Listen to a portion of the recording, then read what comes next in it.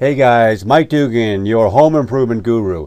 You know, a herringbone floor is something that can add wow factor to any room. And if you don't mind spending a little bit of time to make it happen, you can lay a floor just like this one by using some basic tools and a little bit of know-how.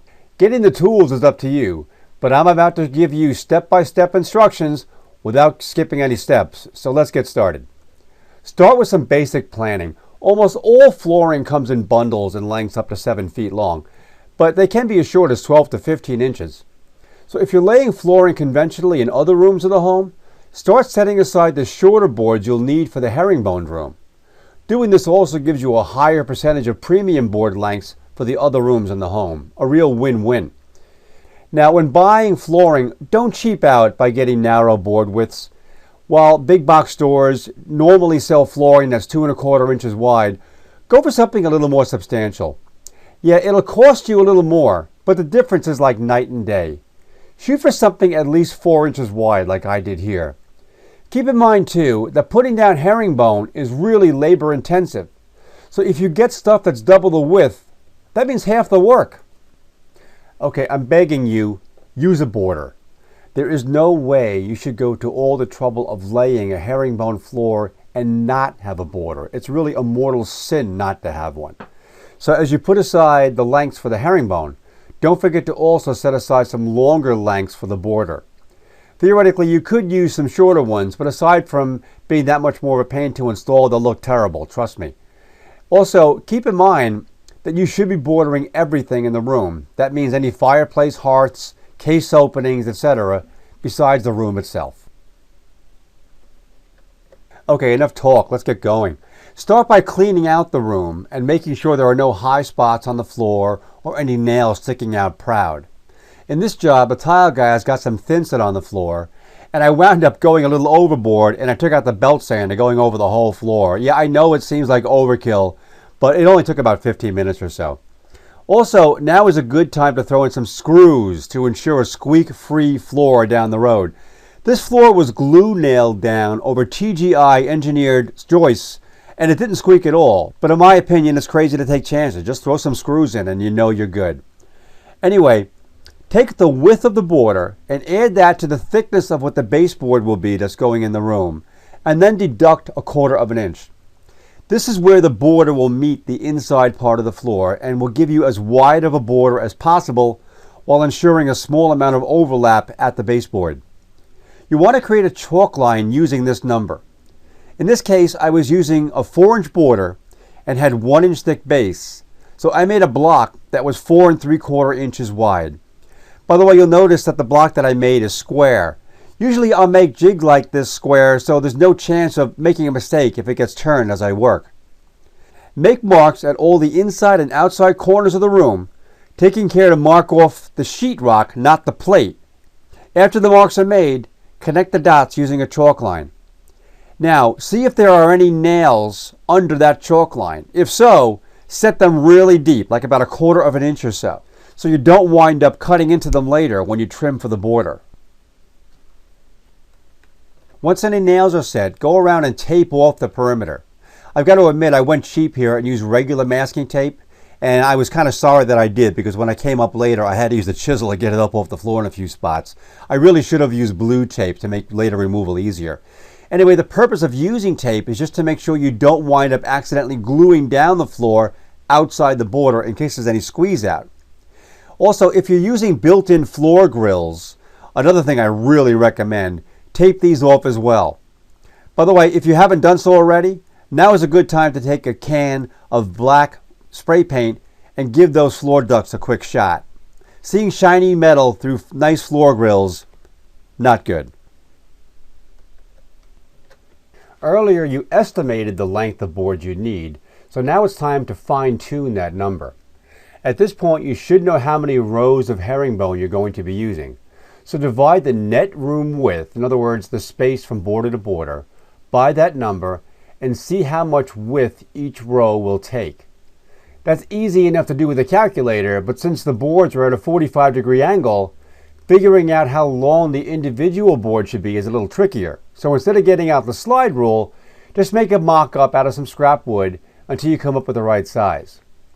Now take your time in getting the spacing right.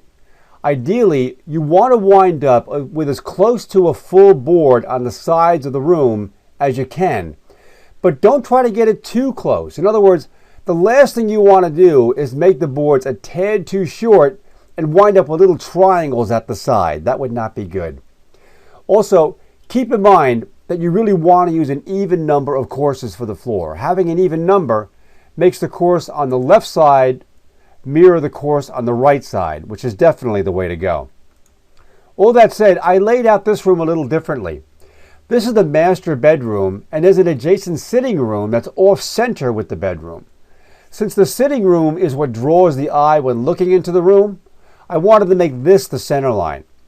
This resulted in the boards on the far left and right side of the room being a little different in width, but I just made sure that the lengths I was using got me a decent size board at each side, and everything came out fine. Now that you know how many courses you're going to be using, it's time to snap a chalk line to follow for the first run of boards. You might think that that line should be in the exact middle of the room. That's a perfectly logical and reasonable assumption, but it's also completely wrong. Take a look at the photo and you'll see what I'm talking about.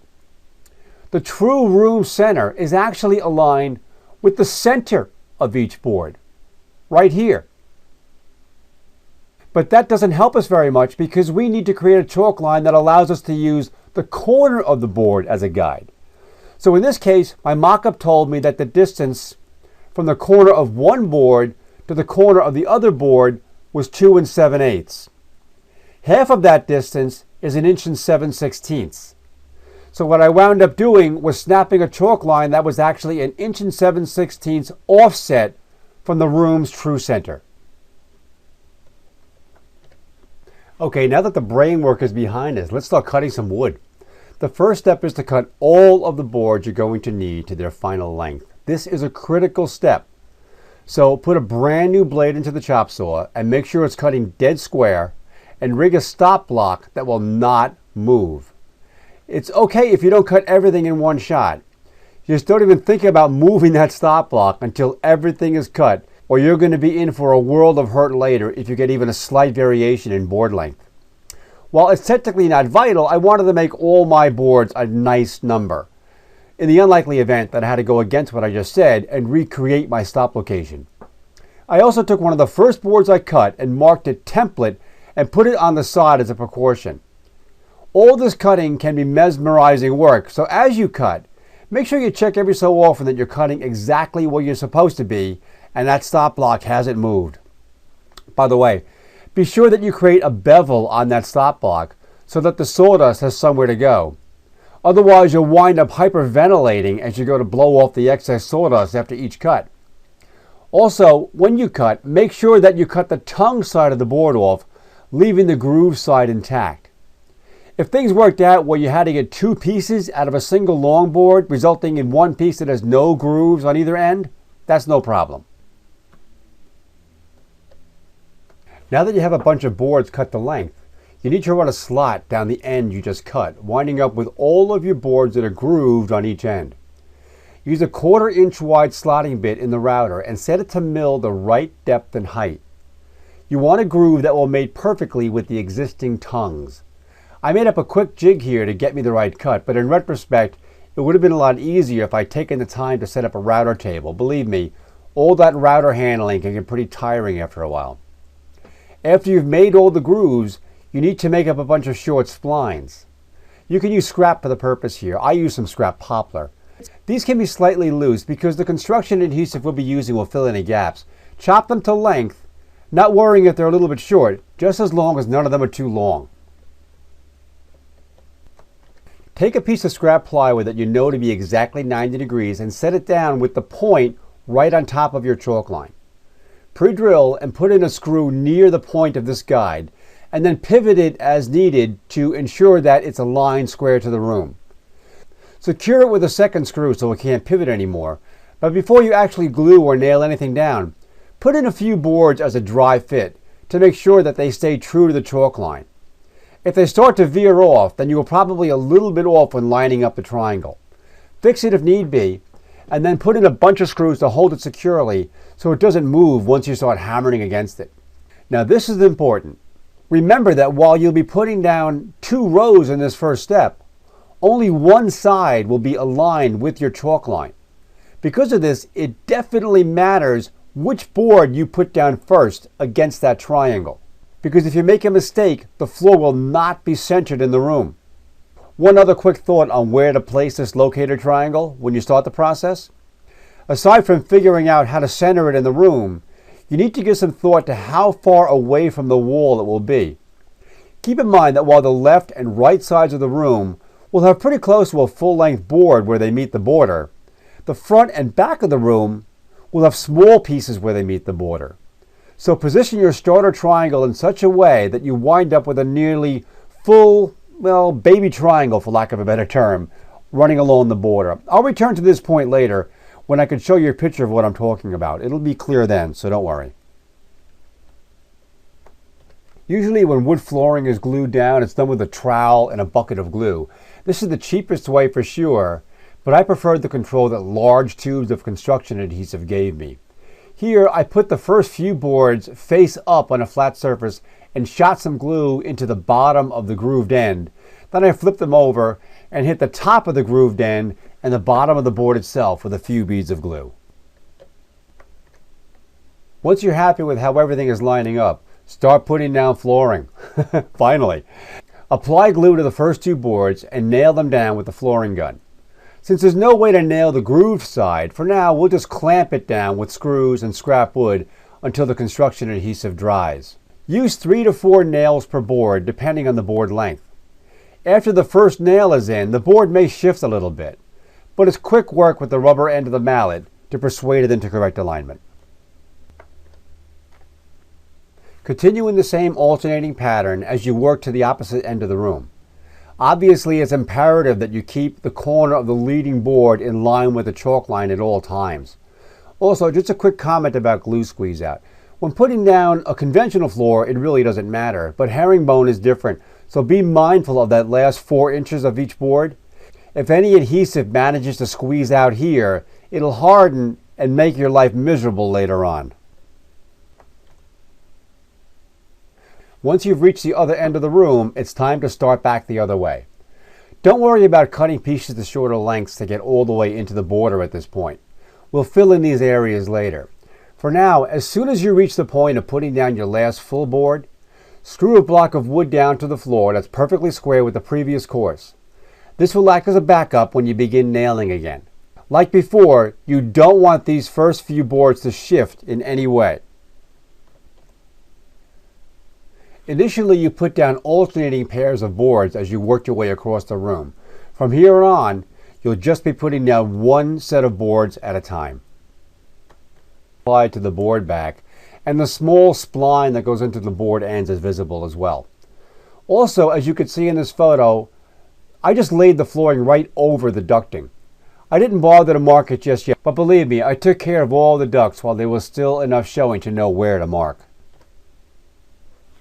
I stressed earlier how it was vital to have all the boards the exact same length, but having them the same width is just as important. This was supposed to be 4-inch wide flooring across its face, and for the most part it was. But some boards were a little bit wider. Not much, mind you, but these kinds of variations tend to build on themselves pretty quickly with herringbone, as opposed to conventional flooring. In this picture you could see by this slight gap that this board is a little bit narrower than it should have been. If you string several of these together, you could see how this could become a major issue. Whereas if you had a few boards that were a little light or a little heavy on a regular floor, who cares? Here, I actually found myself sometimes needing to hunt for certain boards that were a little wider or a little narrower than usual. If I had to do it over again, I think I would have ripped about a 32nd of an inch off the grooved end of each board to ensure uniformity. Of course, I wouldn't want to rip off so much that the tongue side would bottom out, but just a little bit would have made a difference in my view. No, this is not an optical illusion. I have shown you this picture before. It's just that I forgot to take photos of this part of the operation, so I've got to improvise. Anyway, once all of the full pieces are laid, it's time to fill in the triangles at each end. At this point, all of the boards at the ends have their grooved side facing the wall. So the first thing you'll need to do is cut a full length of spline so you can put in the next pieces with the tongue side facing the wall. You should be able to fit the nailing gun in for the first few boards, but after that, you'll need to rely on glue with scrap temporarily screwed down to the subfloor to act as clamps, as I showed you before. After the entire inside part is done, it's time to start dealing with the border. Again, I don't have any pictures of the process to show, but it's pretty straightforward. First, use the same spacer block you used earlier to establish the border, but now you're marking on top of the flooring. Once all of the ends are marked with pencil, use a chalk line to connect the dots, just like you did earlier. Now you'll need a circular saw set at the precise depth to cut the flooring at the border. Ideally, you're just looking to barely score the subfloor as you cut. Obviously, a nice sharp blade is a must, but having a straight edge for a guide is even more important. If you have a Festool circular saw with an aluminum guide, then you already know how heavenly that tool is. But if you don't, you can still get a decent cut using an 8-foot long plywood or MDF straight edge as a guide. If you make it wide enough, you can keep it from shifting as you cut because you'll be kneeling on it as you go. Use the circular saw wherever you can, and for any spots where you can't reach with the saw, switch to a router fitted with a straight bit. Inside corners are pretty rare, but if you have any, just use a chisel or fine saw to square them off, taking care to back bevel these cuts a little bit just in case. After the cutting is done, you'll need to run a groove around the perimeter to accept the tongue of the border pieces. Use a 1/4 inch slaughter that either has the bearing on top of the bit or no bearing at all. Otherwise, you won't be able to get the groove down low enough. If you're not using a bearing, you'll need to use a straight edge to make sure you don't go too deep into the groove. You don't want the shank of the bit rubbing on the wood. After grooving, just take the long pieces that you set aside earlier and start laying the border. The groove should have been set so when the tongue of the border piece is installed, everything is nice and flush. Glue down the border, taking care to miter the corners as you go, and use spacers and wedges between the wall and the border piece to close the joint nice and tight. Then use scrap wood and screws as makeshift clamps to hold down the outside of the border until the glue sets. Don't bother with cutting out any air ducts at this point. We'll deal with that in the next step. By the way, remember earlier when I said you had to lay that plywood triangle in such a way as to wind up with a, quote, full triangle at the edge? This is what I meant by that. The sides of the room will have nice long pieces where they meet the border, assuming you lay things out correctly. But the front and the back of the room will wind up with small pieces at the border. Since I was using 4-inch flooring, my best case scenario was to have 4-inch triangles here at the border. This is where it's important just how far from the wall you place that starter triangle. It's not too hard to get this correct in the front of the room, but it's almost impossible to predict how big these little triangles of flooring will be when you reach the other side, so just keep your fingers crossed. Again, sorry for the lack of pictures, but you've made it this far, so dealing with the air grills shouldn't present too much of a problem. Start with a laminate trimmer that has a fairly small base, outfitted with a 1/4 inch straight bit. Make up a rectangular jig, one that's big enough to compensate for the size of the router base. This jig should be made on the table saw and be made from a single piece of 3/4 inch plywood. Start by cutting it intentionally a bit small and keep experimenting on scrap until you have a jig that will cut out a rectangle that's just a little bit smaller than the actual wood grill's frame. Position it where it needs to go and screw it down at the edge of the subfloor. Of course, this is all done before the baseboard is installed, which gives you extra room for your jig, plus gives you a place to screw down the floor without the screw hole showing. Make the cutout in 4 to 5 passes, taking a little bit of material off at a time. And by the way, a vacuum hookup here is really a must. After it's done, use a chisel or a fine saw to square off the inside corners and create a slight back bevel as you go. Now you need to custom fit each grill frame into the opening in the floor. You wanted to make the openings in the floor a little bit smaller because not all of the grills are going to be consistent in size. This gives you a chance to custom fit each one perfectly. Use a table saw to trim the grills the long way and the chop saw to trim them the short way. In both cases, a slight bevel helps in sizing and installing the grills. Use construction adhesive to secure them, clamp with the same screws and scrap plywood technique that you used earlier. One last thought. Be sure to mark the bottom of each removable grill and its corresponding frame with a unique letter. The floor sanders will do the floors with the grills in place, but once the staining and finish is applied, the vented part of the grill will get removed and done by hand. You'll need a way to know which one goes where when the job is done. Thanks for watching.